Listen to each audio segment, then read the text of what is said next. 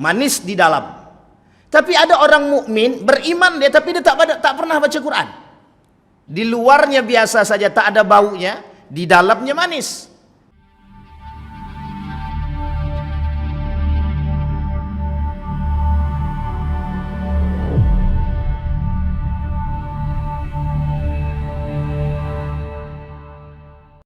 Yang pertama sebelum kita mulai Bapak Ibu, kita niatkan yang baik. Demi Allah tidak ada niat kita untuk merendahkan siapapun dalam kajian ini, dan tidak ada singgung menyinggung siapapun. Kenapa ini harus kita pahami? Agar kelak di akhir zaman kita sebagai umat, andai kata, tapi na'udzubillah, moga-moga kita tak bertemu dengan kiamat, tapi paling tidak tanda-tanda akhir zaman itu ada yang harus kita pahami, sehingga kita bisa terlepas daripada itu. Kita bisa mengetahui tanda-tanda ulama-ulama yang memang mohon maaf disebutkan oleh beliau, oleh Syekh Hashim Al-Asy'ari, oleh baginda Nabi Muhammad sallallahu alaihi wasallam di dalam hadisnya, bahkan di dalam kitab Syekh Hashim Al-Asy'ari, bahkan dalam kitab Ihya Ulumuddin, bahkan dalam karangan Imam Al-Ghazali dalam kitab Asnaful Maghrurin, yang itu akan kita jadikan referensi untuk mempertahankan apa yang kita sampaikan. Karena memang fitnah itu berat. Karena bagian daripada kemunafikan, ada kaitannya dengan pembahasan kemunafikan. Karena memang kaitannya adalah ketika seorang alim yang kemudian, mohon maaf itu, memanfaatkan ilmunya untuk dunia. Imam Nawawi menuliskan dalam kitabnya At-Tibyan fi Adab Hamalatil Quran, ini khusus bagi mereka yang penghafal Quran, pembaca Al-Quran, penuntut ilmu Al-Quran, ini dikhususkan. Kata Nabi dalam riwayatnya, kelak di akhir zaman itu ada juga orang-orang yang mempelajari ilmu itu, yuridu au yuhibbu aghradat dunya, memang tujuan mereka untuk mencapai tujuan dunia, aghradat dunya. Sehingga Bapak Ibu sekalian yang berbahagia, ketika aghradat dunya itu menjadi tujuan bagi orang penuntut ilmu, maka yang terjadi adalah ilmu itu tidak bermanfaat untuk mencapai ghayatul akhirah, enggak sampai kepada tujuan akhirat itu, enggak sampai. Sehingga yang kita akan hadapi adalah orang-orang seperti ini yang kelak di akhir zaman. Allah sebutkan banyak di dalam Al-Quran. Bahkan ada satu ayat, satu surat khusus tentang kemunafikan itu yang pernah kita bahas. Di masjid ini sudah kita bahas, kita ulang sedikit. Allah sebut dalam Al-Quran, suratnya surat munafik. Bukan berarti orang munafik itu tidak pintar, cerdas. Saking cerdasnya mereka bisa bangun masjid hanya untuk menghancurkan baginda Nabi Muhammad sallallahu alaihi wasallam. Itu masa Nabi. Di masa Nabi orang-orang ini ada. Di masa Nabi orang-orang ini ada sampai nanti mereka, sampai kiamat mereka tetap ada. Hanya saja beda generasi. Di masa Nabi begitu cobaan bagi Nabi di Madinah. Berat sekali. Karena Nabi harus berhadapan dengan orang seperti itu. Yang di depan berbeda, di belakang berbeda, tapi dengan keilmuan mereka gunakan untuk menghancurkan. Tujuan mereka untuk mendapatkan dunia dan jabatan, itu tujuan mereka. Siapa yang tidak kenal dengan Abu Ubaidah bin Salul? Tujuannya cuma satu, bagaimana mendapatkan jabatan menggantikan Rasulullah sallallahu alaihi wasallam. Abu Ubaidah bin Salul itu tidak pernah senang karena dia masuk Islam terpaksa. Semua orang sudah masuk Islam, dia yang belum. Sehingga bagaimana? Kalau tidak masuk Islam, bagaimana cara dia menghancurkan? Strategi untuk menghancurkan Islam adalah satu, harus masuk Islam dulu, setelah itu obrak-abrik di dalam Islam itu. Keadaan itu yang kita alami saat ini. Banyak orang yang masuk ke dalam Islam itu, mohon maaf, bukan karena Islam KTP saja. Makanya ladang dakwah bagi para dai sekarang itu berat sekali. Kenapa? Karena yang akan mereka hadapi adalah teman mereka sendiri. Nah, disinilah kemudian kata Imam Nawawi, ada orang-orang yang mempelajari ilmu agama, ilmu Al-Quran, yuridu aghradat dunya, tujuannya mengharapkan dunia, bukan yang lain, Bapak. Dan itu yang kemudian kata Nabi sebutkan dalam riwayat hadisnya, itu yang paling ditakuti Nabi, bukan yang lain, tapi itu dia, ulama su, kata Nabi. Maka malam hari ini pembukaan sudah kita sampaikan. Malam hari ini kita sampai pada alamat, tanda-tanda, karakter-karakter orang-orang yang disebut dengan ulama su. Kita ambil contoh, manusia terbagi pada 3 golongan. Golongan ketiga ini termasuk ulama su atau ulama tercela. Imam Al-Ghazali mengatakan ulama tercela. Ulama yang lain mengatakan ulama yang buruk perangainya. Ada yang paling ekstrim, dia kata, mohon maaf ya, ulama yang busuk kata dia. Tapi busuk akhlaknya gitu. Akhir-akhir ini kita menjawab Bapak Ibu, kita jawab sekarang. Akhir-akhir ini Bapak Ibu melihat bagaimana karakter-karakter para dai dan duat saat ini. Dengan bangga mereka saling bentur-membenturkan. Disinilah yang kita maksud pintar. Kalau kita pintar, kalau kita sebagai jamaah mengerti, cerdas, disinilah Pak tujuannya untuk melihat mana yang baik dan mana yang buruk, mana yang betul-betul menjalankan nilai akhlak yang dikatakan oleh Hashim Al-Asy'ari, Mbah Hashim Al-Asy'ari itu, ta'addab qabla an tata'allam, beradab sebelum engkau belajar. Baik. Maka kata ciri-ciri ulama yang dalam kitab Al-Asnaful Maghrurin, Imam Al-Ghazali menuliskan Asnaful Maghrurin itu banyak tingkatannya. Ada orang-orang yang tertipu di dalam solat, dalam ibadah solat. Ada orang-orang yang tertipu dalam menuntut ilmu. Itu para ulama-ulama maksud tadi. Ada juga orang-orang yang kemudian alim tapi tertipu dengan kealimannya gitu. Ada orang-orang yang alim tertipu dengan kealimannya. Yang kita bahas dalam kitab Asnaful Maghrurin itu ada 3 paling tidak. Yang pertama, kata Imam Al-Ghazali dalam kitab Asnaful Maghrurin itu, ada ulama yang mempunyai ilmu tapi enggan mengamalkan ilmunya. Ini ada Pak. Nah, kalau ini Bapak Ibu yang bisa menilai. Karena kita lakukan survei sekalipun ini agak sulit. Untuk melakukan survei ini sulit. Tapi mohon maaf, banyak orang-orang yang memiliki ilmu tapi tidak mengamalkan ilmunya. Ilmu itu untuk membentuk karakter, akhlak dan adab. Ilmu itu untuk membentuk karakter, adab, akhlak, etika. Tapi ada orang, ilmu itu bukan dia gunakan untuk itu. Ada. Sehingga tidak dapat itu Pak. Makanya mohon maaf, orang berilmu tapi tak beriman. Ada. Orang berilmu tapi tak berakhlak. Ada. Ada orang tidak berilmu, tidak berakhlak dan tidak beriman. Itu lebih parah lagi itu. Yang baik yang mana? Dia berilmu, dia beriman, dia berakhlak. Karena kalimat ihsan itu untuk orang yang beriman dan berakhlak, ihsan Pak.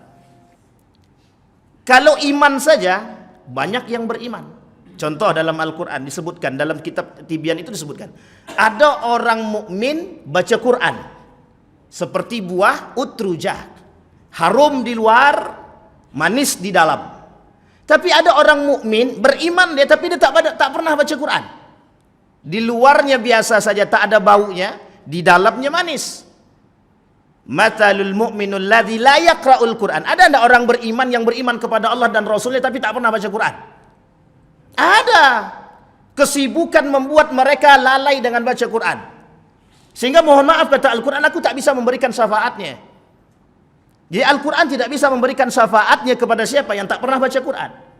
Bahkan Nabi sebutkan di dalam hadis Nabi itu, kata Nabi, syafaat itu diberikan kepada orang yang pernah membaca Al-Quran, yang lidahnya ini dibacakan. Tapi kalau lidahnya tidak pernah dibasahi untuk membaca Al-Quran, boro-boro Bapak Ibu, hari ini saya menyaksikan sendiri, mahasiswa itu tidak hafal Qul huwallahu ahad. Mahasiswa tidak hafal Qul huwallahu ahad. Tidak usah Qul huwallahu ahad.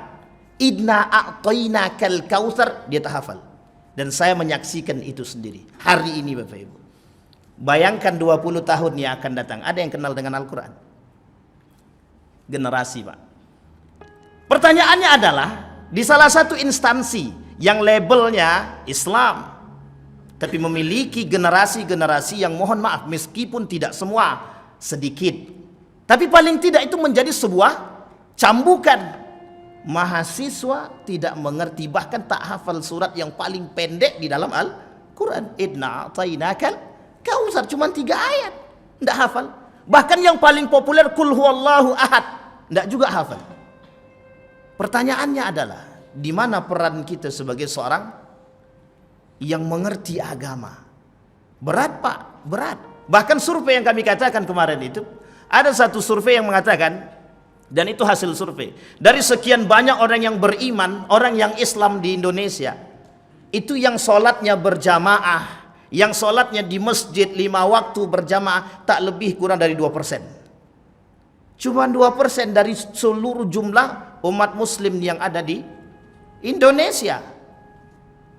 Jumlah umat muslim yang tidak bisa membaca Al-Quran di Indonesia dalam survei beliau itu tak lebih daripada 5%. Pertanyaannya, yang 5% itu yang bisa baca Quran, sisanya kemana?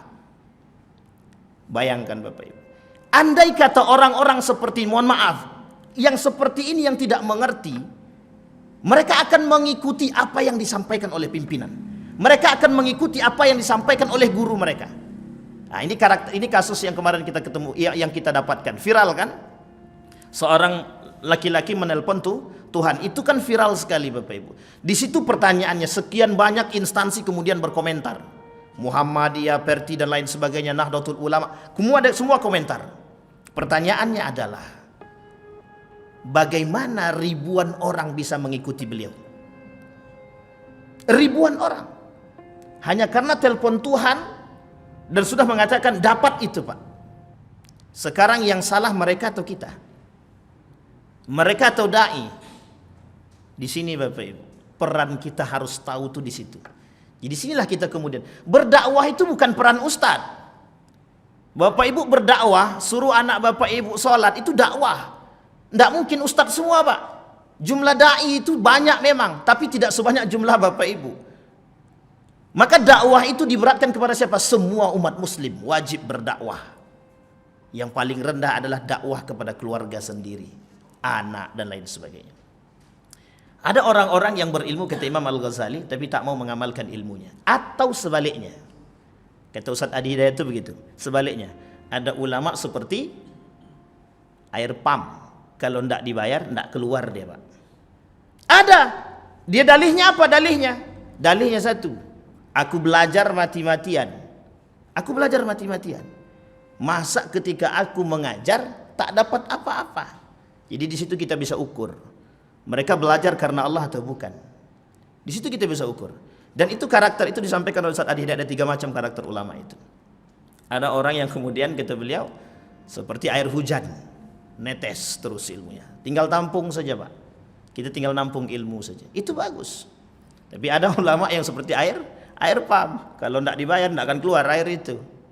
Nah, itu maksudnya apa? Ada ulama, ada orang-orang yang alim, ilmunya tidak akan keluar sebelum dibayar. Mereka mempunyai ilmu syariat dan logika tapi tidak menghiraukan anggota badannya gitu. Mereka punya akal, mereka punya ilmu tapi mereka tak menghiraukan akhlaknya. Mereka tak menghiraukan hatinya. Banyak orang pintar yang menyesatkan. Banyak orang pintar yang menyesatkan. Di Indonesia ini pokoknya banyak kejadian yang nyata itu. Seorang profesor bisa percaya dengan dukun. Seorang doktor bisa percaya dengan sesuatu yang tidak masuk di akal. Tapi pada satu sisi dia menggunakan akal, tapi pada satu sisi dia tak percaya pada yang tidak masuk akal. Lucu Bapak Ibu.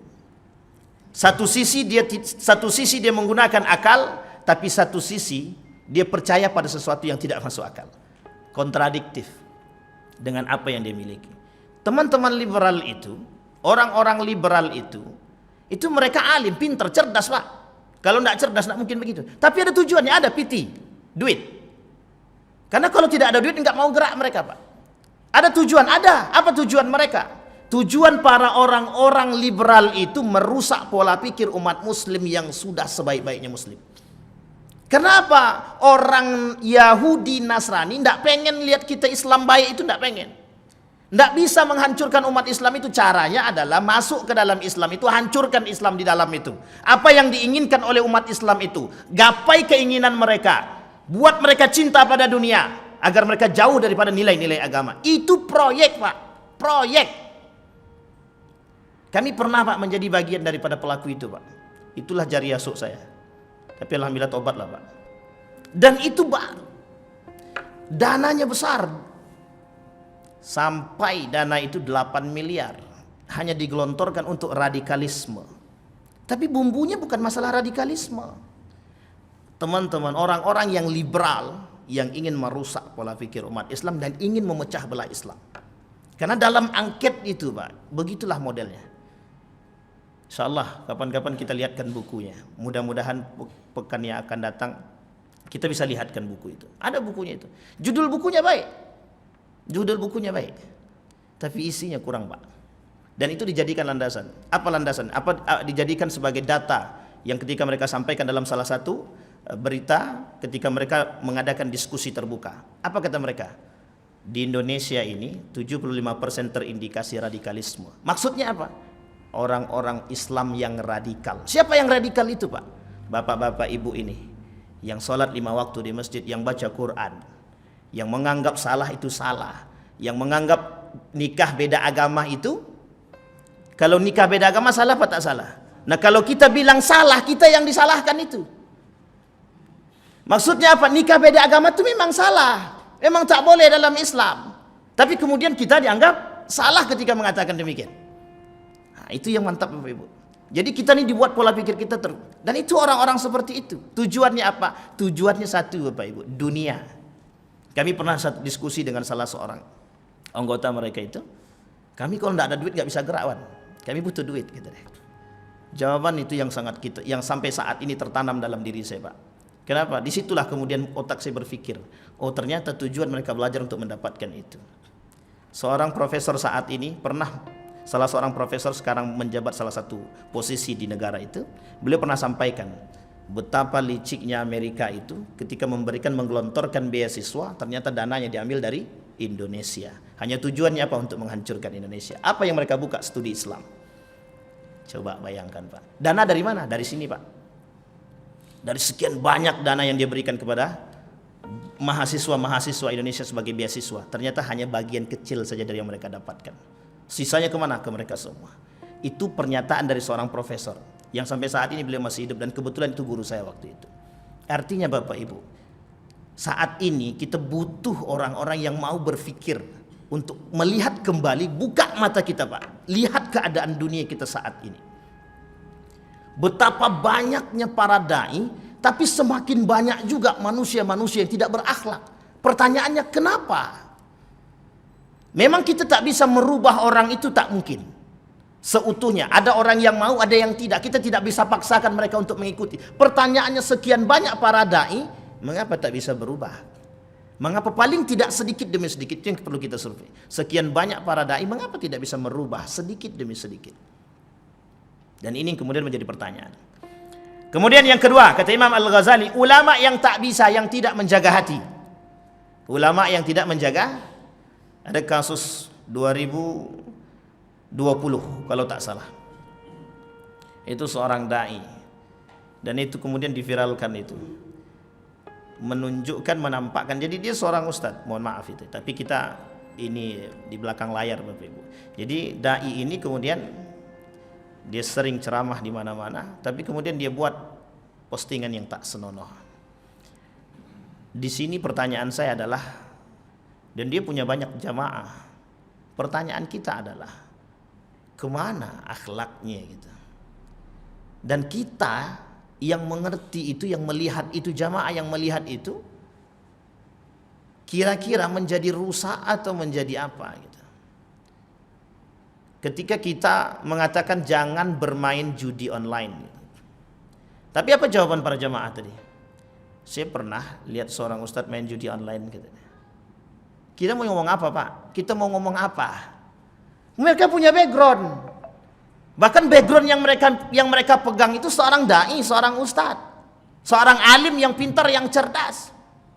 Kira-kira omongan kita berlaku atau tak berlaku? Sulit Pak, sulit. Apalagi kalau orang yang melakukan itu di atas kita. Wah, itu sulit sekali. Sehingga kebenaran bagi mereka apa yang dilakukan oleh pemimpin mereka. Kebenaran bagi mereka apa yang dilakukan oleh yang menjadi bagian daripada mereka. Di sini kita susah Bapak Ibu. Maka seorang alim harus bisa menjaga hatinya. Kata Syekh Hasyim Al-Asy'ari, yang membuat orang itu celaka, seorang alim itu celaka, itu adalah hati dia sendiri. Kalau dia tak bisa menjaga hatinya, wah itu berat sekali Bapak Ibu. Maka terjerumuslah insalaka itu tergelincir. Seorang ulama kalau tidak bisa, seorang alim kalau tidak bisa menjaga hatinya, maka dia akan tergelincir. Tergelincir. Apa maksud tergelincir itu? Bisa jadi dia tertipu oleh dunianya. Yang menghancurkan laki-laki itu selain daripada tahta, apa Bapak Ibu? Wanita. Sekarang yang paling banyak yang menghancurkan laki-laki harta atau wanita? Wanita. Makanya perselingkuhan itu banyak. Banyak. Saking takutnya dengan istrinya, diam-diam dia selingkuh. Dan jangan salah. Dan itu menjadi sebuah hal yang biasa saat ini. Baik, hati penting. Seorang alim wajib menjaga hatinya, wajib. Itu penting. Nah, nanti kelak di akhir zaman ada ulama-ulama, orang-orang alim yang tidak menjaga hatinya. Karena apa? Karena mereka sudah tertipu oleh dunia. Mereka sudah berilmu, bersedia mengamalkannya, meninggalkan maksiat zahir, akan tetapi tertipu dengan penyakit hati. Riya, sombong, sum'ah, dengki, hasad, ingin dipuji. Itu bagian daripada semua. Bayangkan Bapak Ibu, semua perbuatan itu disebut dengan syirik kecil. Kalau syirik kecil itu kita lakukan, habis semua amal, Pak. Pertanyaannya adalah 70 tahun atau 60 tahun seorang da'i tadi berdakwah, bagus atau tak bagus? Bagus. Satu kali kemudian dia berbuat riya, sombong, dengki, hasad masuk dalam diri dia, kira-kira habis apa tadi? Habis amal semua, Pak. Apalagi Bapak Ibu, yang paling berat bagi seseorang itu, seorang da'i itu adalah ketenaran. Berat Bapak Ibu, berat sekali. Ada orang-orang kemudian sudah tenar, tapi dengan ketenarannya kemudian dia manfaatkan untuk sesuatu yang tak baik. Yang kita lihat sekarang adalah apa? Mohon maaf Bapak Ibu, tidak hanya artis saja yang pamer kekayaan saat ini. Itulah Bapak Ibu yang jawab, saya tak berani jawab pun. Tapi begitulah keadaan kita Bapak Ibu. Itu yang pertama. Yang kedua, tidak hanya para artis saja yang suka sakit hati dan sikut menyikut antara satu dan yang lain. Para da'i juga saling sikut menyikut antara satu dan yang lain. Sedih kita tuh di situ. Maka penyakit hati itu karena apa? Dengki, Pak. Dengki melihat orang yang, mohon maaf, dengki melihat orang ketika ada orang, mohon maaf, dengan keilmuan tenar dia. Ada orang-orang yang di bawah itu karena tidak tenar, dia tak suka dengan orang yang tenar tadi. Apa yang dia katakan? Ya terserah. Pokoknya di mata dia buruk. Itu saja. Padahal dia belum tentu keburukan seseorang itu. Sehingga yang terjadi adalah karena dengki tadi, di mata orang ini semua akan jadi buruk. Karena kedengkian. Tidak hanya kita saja. Dan penyakit dengki ini itu bukan hanya pada kita saja, kepada semua umat manusia, terkhusus para alim. Bagi orang-orang yang berilmu, yang paling berat bagi mereka adalah mempertahankan keilmuan mereka dengan hati mereka. Itu yang paling berat. Tidak dengki, tidak kena penyakit hati, tidak sombong. Banyak orang berilmu yang sombong tuh banyak. Mohon maaf, kita banyak sekali. Dan banyak para orang-orang yang berilmu itu tidak mau duduk dengan orang rendahan tuh banyak. Dan saya mendapatkan itu Bapak Ibu. Apa kata kawan saya? Dianggap biasa, dianggap rendahan. Tapi ketika, mohon maaf, ketika mereka duduk dengan setara, wah mereka baik. Tapi coba ketika mereka duduk di bawah dengan mereka, dan itu disampaikan oleh kawan saya. Artinya adalah Bapak Ibu, ini karakter yang bisa kita lihat gitu. Karakter yang bisa kita lihat saat ini. Tolak ukurnya apa? Ketika mereka berbaur dengan masyarakat. Bagaimana orang-orang berilmu minta dihargai, minta dihormati. Kalau ada orang berilmu, alim dia, minta dihargai, minta dihormati, berarti dia alim tanpa akhlak. Dia alim tanpa iman. Atau mungkin dia alim, dia beriman tapi dia tak berakhlak. Bayangkan Bapak Ibu. Kalau ada seorang alim yang minta dihormati, minta dihargai, pokoknya minta saja, dan minta segala hal, minta dikhususkan tempatnya. Ini alim duduk paling depan, apalagi di masjid disediakan tempat dan lain sebagainya. Kalau seorang alim itu minta, maka bisa kita pastikan orang itu tidak berakhlak. Kenapa? Orang alim tidak butuh. Orang alim yang berakhlak, beriman tidak butuh penghormatan. Seorang alim pada abad ke-17, seorang alim pada abad ke-17 memakai jubah yang sangat rapi sekali. Suatu ketika didekati oleh seekor, mohon maaf, anjing. Didekati, kemudian dia angkat. Diangkat oleh dia langsung. Pakaian tadi, dia takut pakaian ini kotor dan kena Mohon maaf, apa kata anjing tadi? Kemudian anjing itu diberikan mukjizat oleh Allah kemudian untuk berkata, kau kira dirimu lebih mulia daripada diriku? Digitukan Pak, seekor anjing yang mengatakan demikian. Terhina atau tak terhina? Begitulah Bapak Ibu. Kalau seorang alim yang minta untuk dihormati, maka pada hakikatnya mereka bukan orang yang pantas untuk dihormati. Baik.